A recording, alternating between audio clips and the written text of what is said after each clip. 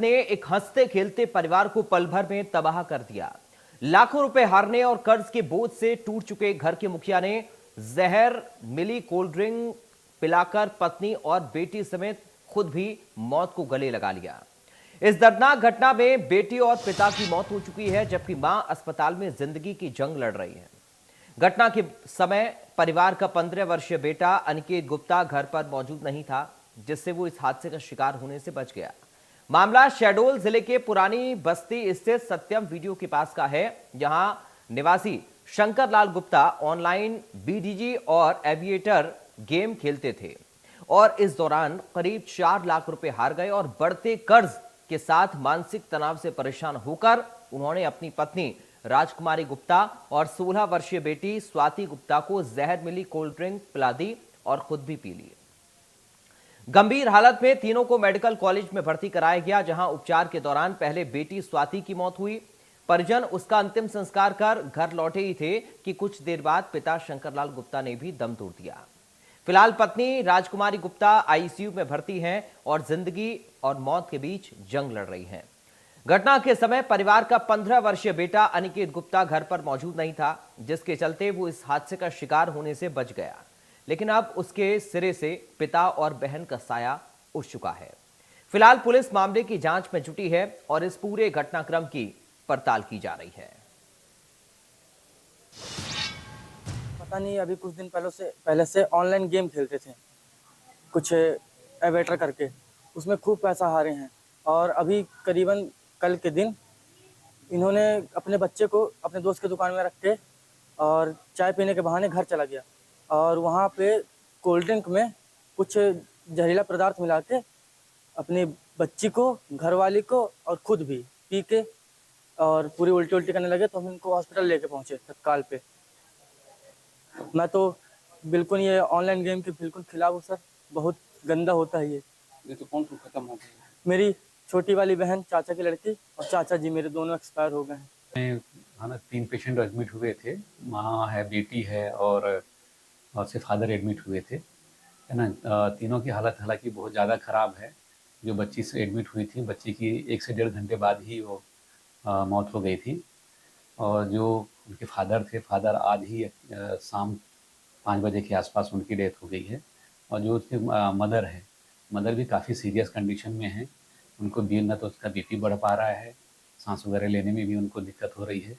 सारी जितनी इमरजेंसी दवाइयाँ हैं वो चालू करके रखा हुआ है ना, लेकिन हालत उनकी अभी भी बहुत ज़्यादा ख़राब है। एक तहरीर प्राप्त हुई थी जिसमें ये बताया गया था कि 3 लोग जो हैं वो जहर पीकर अस्पताल में भर्ती हुए। इसमें एक पुरुष, एक महिला और एक 17 वर्षीय बालिका थी।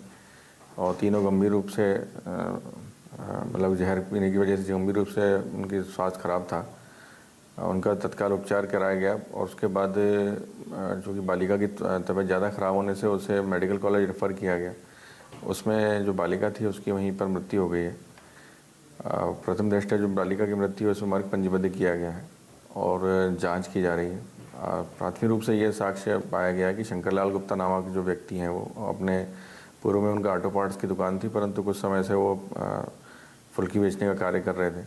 और कल जो उनकी जो पत्नी के द्वारा जो प्राथमिक रूप से जो कथन दिया गया, उन्होंने बताया कि कल वो घर आए थे, 2 लीटर की कोक की बोतल लेके आए थे, कोल्ड ड्रिंक की बोतल लेके आए थे। उन्होंने उनको स्वयं को पिया, अपनी पत्नी को पिलाया और बेटी को पिलाया। उनका एक बेटा भी उस समय घर पे नहीं था। उन 3 लोगों ने जैसे ही वो कोल्ड ड्रिंक पी, उनको उल्टियाँ होने लगी और उनका स्वास्थ्य खराब हुआ, जिस पर से उन्हें अस्पताल भर्ती कराया गया। इस वक्त हमारे साथ 2 खास मेहमान जुड़ गए हैं, सीधा आपका परिचय करा दें। हमारे साथ साइबर कमांडो एसआई अनुज समाधिया हैं। अनुज जी, आपका बहुत स्वागत है। हमारे साथ साइबर एक्सपर्ट योगेश पंडित हैं। योगेश पंडित जी, आपका बहुत स्वागत है। योगेश जी, शुरुआत में आपके साथ कर रहा हूं चर्चा की। ये बड़ी दुखद घटना हुई है और ये घटना बता रही है कि ऑनलाइन गेमिंग की लत से कैसे एक परिवार तहस नहस हो गया है। अब चर्चाओं का दौर गर्म है कि ये ऑनलाइन गेमिंग लोगों की मौत की क्या वजह भी बनता जा रहा है। पहला रिएक्शन आज की इस पूरी घटना को लेकर मैं आपका चाहूंगा, योगेश जी।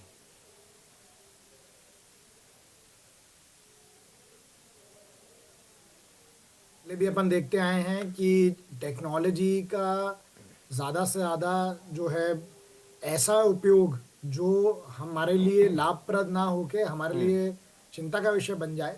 ये पास्ट में भी अनेकों अपन ने ऐसे मैटर देखे हैं। विवादित हमेशा ये रहा है कि स्कूल्स पेरेंट्स के ऊपर पॉइंट आउट करते रहे हैं। पेरेंट्स ये कह रहे हैं कि हमारा बच्चा स्कूल इसलिए भेज रहे हैं हम ताकि वहाँ पे वो अच्छी बात सीखे। दोनों तरह की बातें हों कि अपने अपने पक्ष और वो होते हैं। अब इसमें देखिए समझने वाली बात क्या है। पहली चीज़ तो इसके सामाजिक एंगल भी हैं, साइकोलॉजिकल एंगल भी हैं।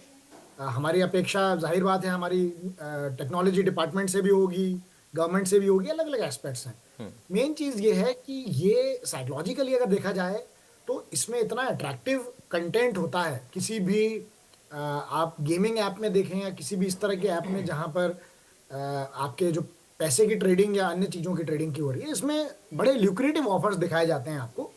मैं बहुत ज़्यादा टेक्निकलिटीज़ में अभी फिलहाल नहीं जाऊँगा कि ये कहाँ होस्टेड होते हैं, इनकी क्या बारीकियाँ होती हैं। पास्ट में भी अनेकों ऐसे गेम देखे गए हैं जो दुर्भावनापूर्ण उद्देश्य से बनाए गए हैं और उससे बच्चों को भारत भर में क्या विश्व में बाकी हर जगह पर नुकसान पहुंचा है, सुसाइड भी किया है बच्चों ने। इंटरनेट एडिक्शन पे सीधे ना बात करते हुए आपको पास्ट में गेम बता दूं।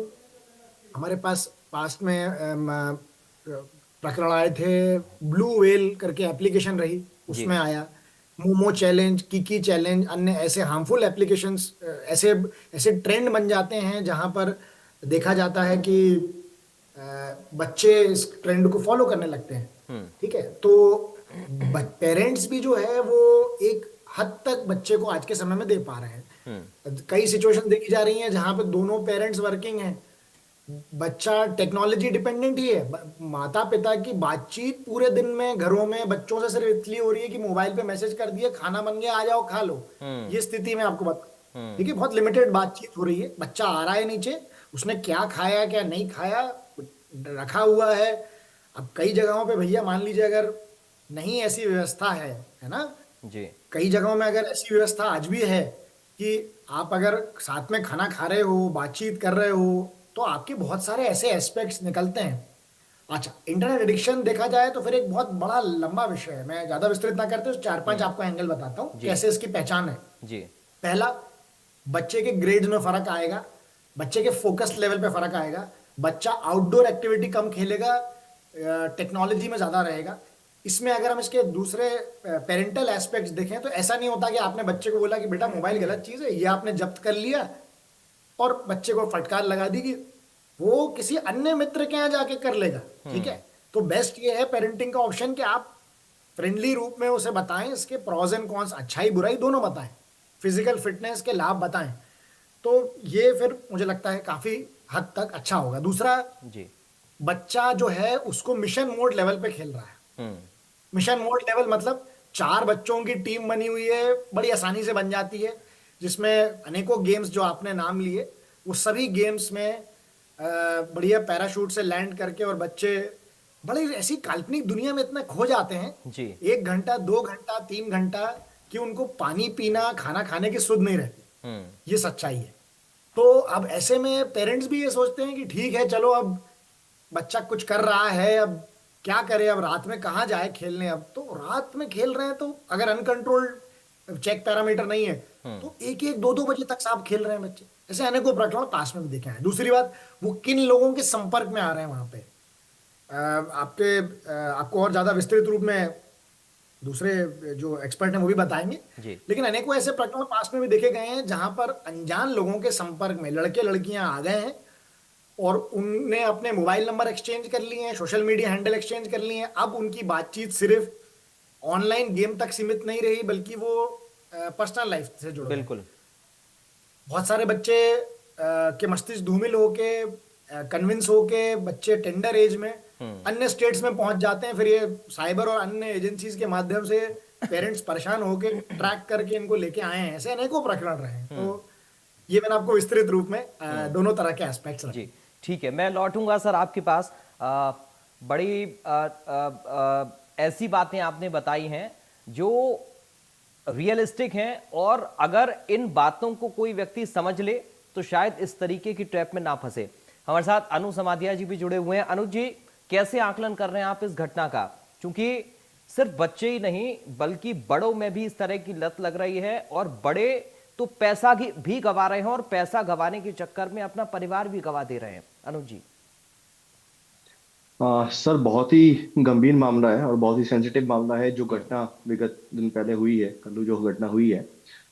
सबसे बड़ा सर, अगर मैं इसको अपने अनुभव के आधार पर बांटूं तो मैं 3-4 स्टेप्स में इस घटना को बांटना चाहूंगा। जी। इस तरह के बहुत सारे ट्रैप्स चल रहे हैं सर। बेसिकली हम्म। होता यूं है कि कई सोशल मीडिया प्लेटफॉर्म्स जो है उनका इस्तेमाल करके लोगों को ट्रैप किया जाता है। आपके पास पर्सनल मैसेजिंग ग्रुप जो है उन पे मैसेज आएगा कि आप ये गेम खेल के आप इतना पैसा कमा सकते हैं, हम्म। और एक बहुत बढ़िया प्रॉफिट आपको कमाने का मौका दिया जाता है, जहां तक हम अडल्ट की बात कर रहे हैं फिलहाल। हम्म। और उस ग्रुप में जो बाकी पार्टिसिपेंट्स होते हैं वो सारे उस नेक्सस का पार्ट है।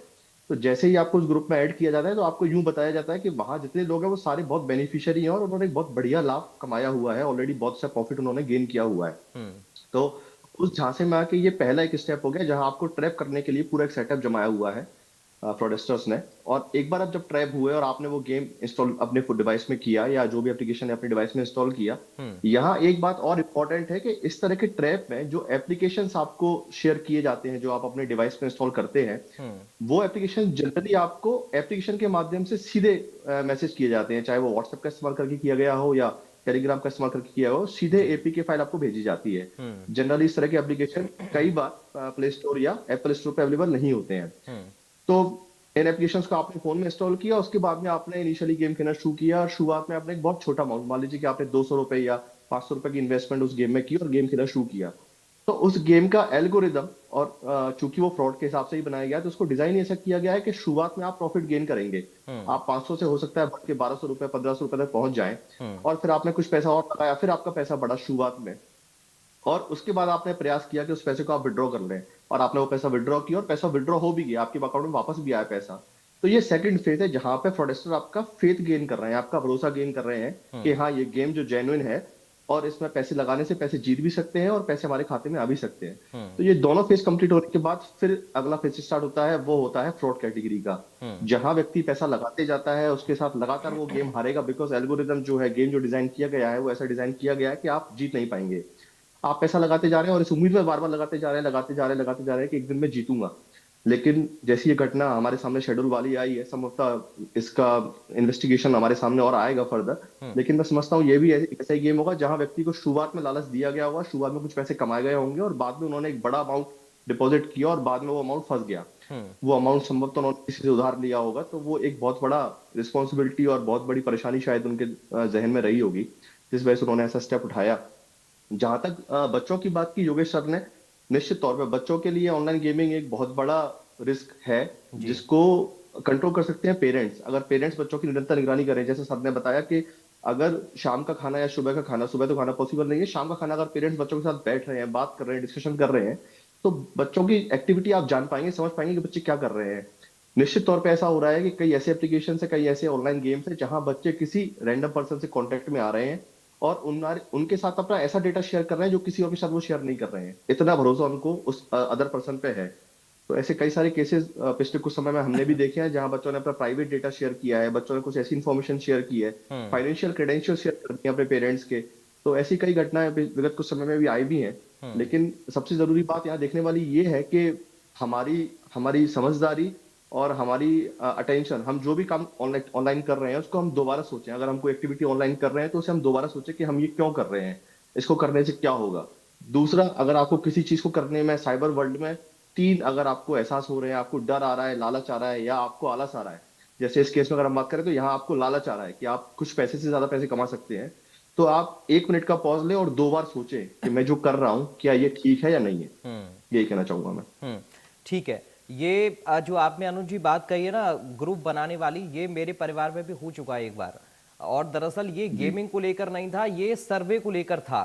ये मेरा पर्सनल अनुभव है।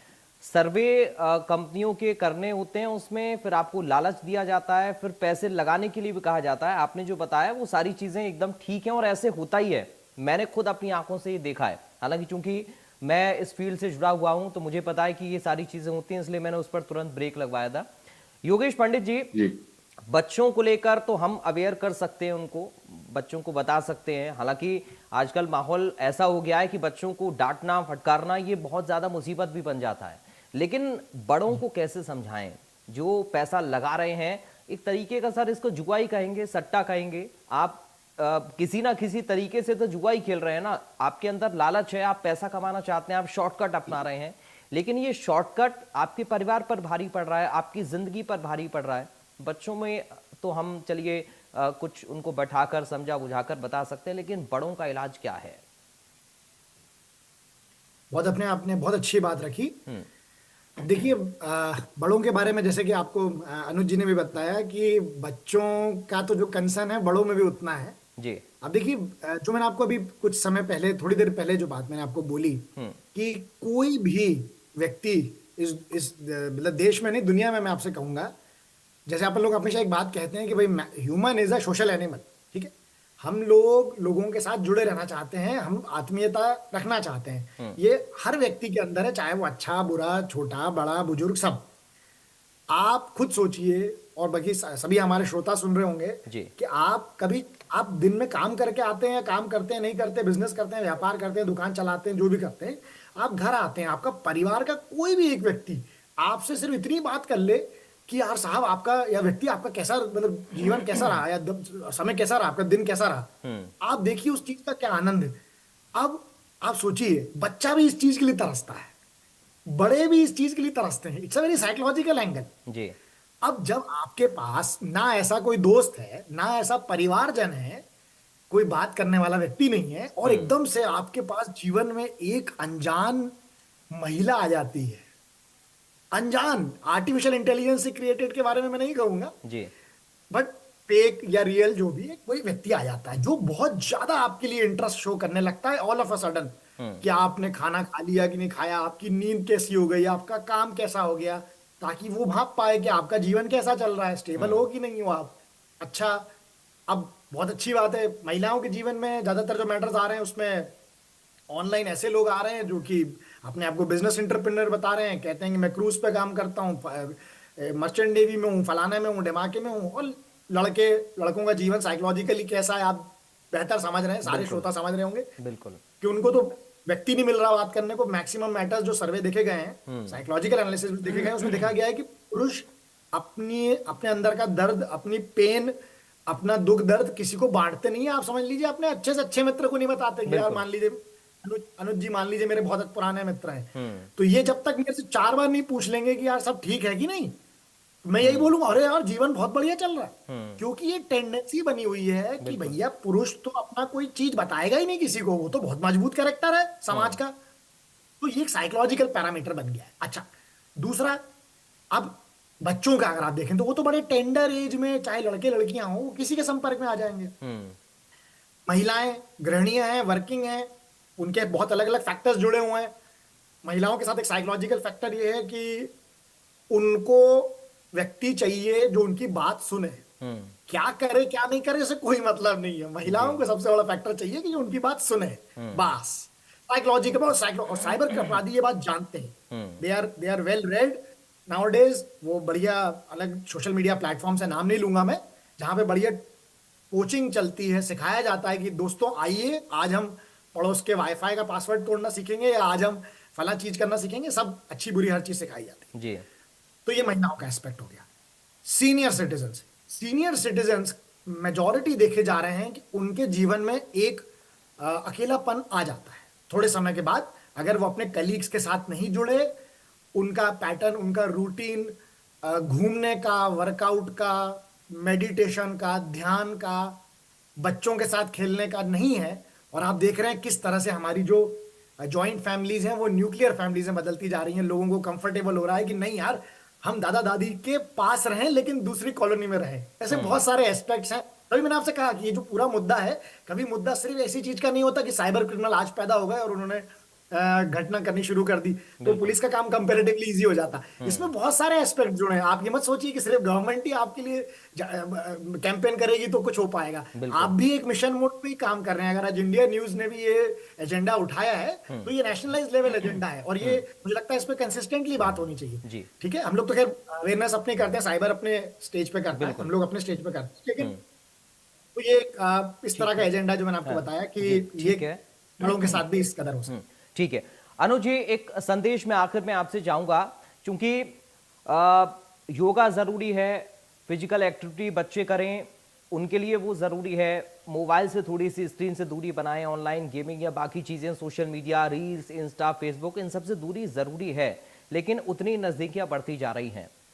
क्या और संदेश आपकी तरफ से है? ये चीज़ें तो ज़रूरी हैं कि हम कैसे फिजिकल एक्टिविटी अपनी बरकरार रखें, हम सुबह जल्दी उठकर पार्क में जाएं, योगा करें, या फिर बाकी चीज़ें जो ज़रूरी हमारे मानसिक और शारीरिक विकास के लिए हैं। आप क्या संदेश देंगे लोगों को, क्या बताना चाहेंगे? इनसे बचने का क्या और तरीका हो सकता है, और खुद को फिट रखने का, खुद को बिजी रखने का, विदाउट मोबाइल, लैपटॉप या बाकी जो हम सोशल मीडिया यूज करते हैं? बहुत संक्षेप में एक फाइनल रिएक्शन अनुज जी। जी, हाँ। जैसा योगेश सर ने कहा, साइकोलॉजी एक बहुत बड़ा रोल प्ले करता है इस तरह के क्राइम कमिट होने में। लेकिन जैसा आपने मुझे मुझे पूछा कि क्या और एक्टिविटीज हो सकती हैं अपने आप को बिजी करने के लिए, सर मेरे साथ आज भी यूं है कि अगर मुझे कोई चीज ऑनलाइन पढ़नी है तो मुझे बुक पढ़ना ज्यादा पसंद है, बुक पढ़ना ज्यादा प्रेफर करूंगा मैं। तो रीडिंग एक बहुत बढ़िया चीज है जिसे आप कर सकते हैं। इवन ऑनलाइन प्लेटफॉर्म पे भी आप कई सारे ऐसे स्पीकर्स हैं जो काफी मोटिवेशनल स्पीकर हैं, बहुत अच्छी बायस्ड नहीं है किसी चीज को लेकर, बहुत बढ़िया बात करते हैं, उसको आप फोकस कर सकते हैं, वहां आप बढ़ सकते हैं। जी। और जहां तक बात साइबर सिक्योरिटी की है कि आप अपने आप को सेफ कैसे रखें, उसको लेके मैं कुछ बातें जरूर करना चाहूंगा। कि हमको सबसे पहले ये जरूरी है, कुछ समय पहले भोपाल का एक मामला था रातीबाड़ एरिया का, जहां पे एक फैमिली ने लोन ऐप के एक मामले में सुसाइड कर दिया था, एक पूरी फैमिली ने। काफी चिंताजनक मामला था वो भी। तो कुछ बातें ध्यान रखने वाली ये है कि जब हम कोई चीज कर रहे हैं, यदि हम कोई लोन लेने के लिए जा रहे हैं, यदि कोई हम फाइल डाउनलोड कर रहे हैं, हम कोई भी एक्टिविटी कर रहे हैं ऑनलाइन प्लेटफॉर्म पे, तो हमें ये ध्यान रखना है आवश्यक तौर पे कि क्या वो प्लेटफॉर्म जेन्युइन है या नहीं है। सबसे बहुत महत्वपूर्ण बात है। यदि मेरे पास किसी सोशल मीडिया प्लेटफॉर्म के माध्यम से कोई एपीके फाइल आ रही है और मैं उसे इंस्टॉल कर रहा हूँ, तो मैं डेफिनेटली रिस्क पे हूँ। और मेरा फ्यूचर क्या होगा, मेरे साथ किस तरह से चीटिंग होगी और किस तरह से मेरे लिए वो मेंटल ट्रॉमा बन सकता है, मुझे नहीं पता। जी। तो ये मेरी पहली रिस्पॉन्सिबिलिटी है कि जो भी एक्टिविटी मैं ऑनलाइन वर्ल्ड में कर रहा हूँ वो प्लेटफॉर्म जेन्युइन हो। अगर मुझे कोई फाइल डाउनलोड करना है, अगर मुझे कोई एप्लीकेशन डाउनलोड करना है, तो ideally I should go for Android play store, Google play store और एप्पल प्ले स्टोर ओनली। उसके अलावा कहीं और से अगर मुझे फाइल आ रही है तो मुझे डाउनलोड नहीं करनी है। या फिर मुझे लोन लेना है तो ideally I should go to the bank only, मुझे सिर्फ बैंक जाना चाहिए। मुझे ऐसा नहीं कि मैं किसी विज्ञापन को देख के किसी प्लेटफॉर्म पे मैं उसमें अप्लाई कर दूं और सारा अपना डेटा, पूरे फोन का डेटा का पूरा एक्सेस किसी फ्रॉडस्टर को या किसी अननोन पर्सन को दे दूं। तो बेहतर होगा कि हम जो भी एक्टिविटी ऑनलाइन प्लेटफॉर्म पे कर रहे हैं उसको जेन्युइन प्लेटफॉर्म पे करें, तो हम काफी हद तक सेफ रह सकते हैं। और जैसा मैंने पहले भी कहा कि अगर आपको डर, लालच और आलस, तीन भाव अगर आ रहे हैं कोई ऑनलाइन एक्टिविटी करते में, तो 1 मिनट का 2 मिनट का पॉज लें और जो काम आप करने जा रहे हैं उसको 1 से 2 बार सोचें कि जो मैं करने जा रहा हूँ क्या वो ठीक है या नहीं है। तो शायद आप सेफ रह पाएंगे।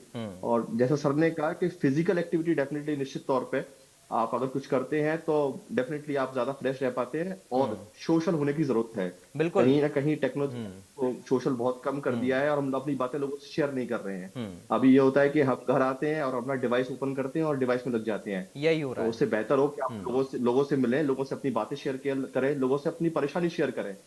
सर ने कहा, जैसा योगेश जी ने कहा कि एक पर्सन होने के नाते, एक मेल होने के नाते कई बार आप अपनी बातें शेयर नहीं करते बिकॉज आप एक दायरे में बंधे हुए हैं, या पुराना जो ट्रेंड चला रहा है कि भाई मैं मेल हूं और मैं अपनी बातें शेयर नहीं करूंगा।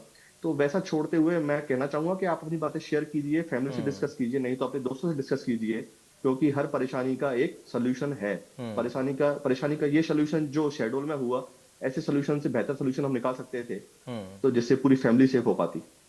बिल्कुल। और मैं बहुत धन्यवाद आप दोनों का करूंगा, क्योंकि आज आप दोनों ने ही बड़ी महत्वपूर्ण बातें बताई हैं और हमें उम्मीद है कि हमारे इस प्रोग्राम के जरिए अवेयरनेस लोगों के अंदर आएगी और आप लोगों के जो पॉइंट्स हैं, जो बिंदु आप लोगों ने बताए हैं, लोगों को जागरूक करने के लिए, सजा करने के लिए, वो बहुत काम आएंगे। बहुत धन्यवाद अनुज जी आपका, बहुत धन्यवाद योगेश जी आपका हमारे साथ जुड़ने के लिए और बड़ी बहस का हिस्सा बनने के लिए। फिलहाल बड़ी बहस से मुझे दीजिए इजाजत, बाकी खबरों के लिए आप बने रहिए। नमस्कार।